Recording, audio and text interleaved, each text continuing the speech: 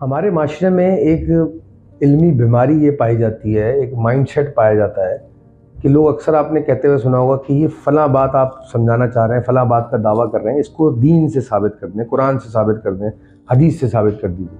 ہم نے ایک ویڈیو کی اس میں موکلات اور جنات کے بارے میں، تو وہاں پہ کسی نے ہمیں ایک کوشچن بھیجا کہ آپ اس چیزوں کو حدیث سے ثابت کر دیجیے۔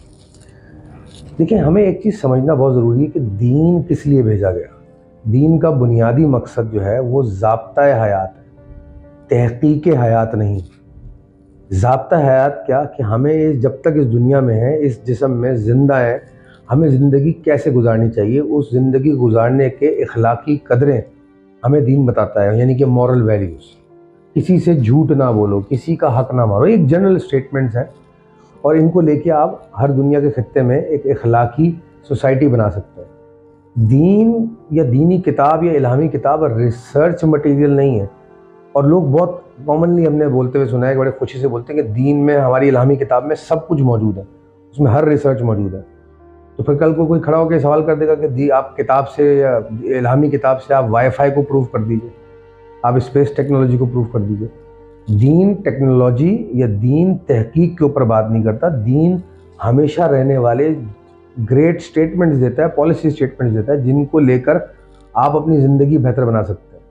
تو اگر یہ سوال کرنا کہ احادیث سے یا قرآن سے آپ جنات کو یا کہہ لیجیے موکلات کو یا فرشتوں کو ثابت کر دیں، تو بہت ساری جگہوں پہ آپ کو لگے گا آپ ثابت کر پا رہے ہیں، بہت ساری جگہوں پہ آپ نہیں ثابت کر پائیں گے۔ تو اس سے آپ کس کا نقصان کر رہے ہیں؟ اپنا نقصان کر رہے ہیں، اور دین کی نعوذ باللہ اس کو ڈیگریڈ کر رہے ہیں، اس کے درجے کو گرا رہے ہیں۔ تو ہمیں یہ سمجھنا ضروری ہے کہ right tool for the right thing, جس چیز کے لیے جو چیز بھیجی گئی ہے اللہ تعالیٰ کی طرف سے، اس کو اس چیز پہ استعمال کریں۔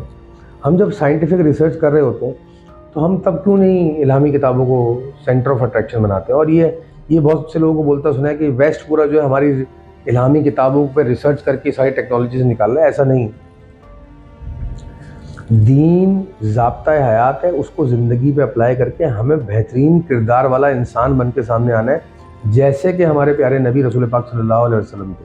ہمیں دین سے oil, wi fi, space technology, quantum mechanics, quantum physics, meta physics نہیں نکالنی ہمیں دین سے۔ نہ دین کا یہ مقصد ہے، نہ دین اس لیے بھیجا گیا ہے، نہ دینی کتاب اس لیے بھیجی گئی ہے۔ تو یہ گمراہی ہمیں دور کرنی چاہیے، اور ہمیں دین کی صحیح سمجھ اور صحیح راہ پر چلنے کی توفیق اللہ تعالیٰ عطا فرمائے، تاکہ ہماری دنیا بھی بہتر ہو اور آخرت بھی بہتر ہو۔